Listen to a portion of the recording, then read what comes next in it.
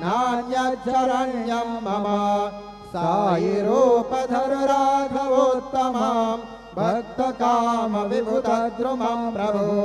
माययोपहत चित्तशुद्धये चिन्तयाम्यहमर्निशं मुदा शरशुधांशो प्रतिमं प्रकाश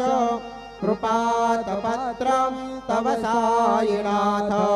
त्वदीयपादाब्जसमाश्रितानां स्वच्छाययातापमपाकरोतु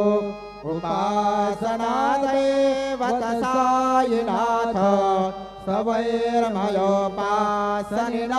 स्तुतस्त्वं रमेन्मनोर्मे तव पादयुगमे भृङ्गो यताब्जे मकरन्दलुब्धः अनेकजन्मरजतपापसंशयो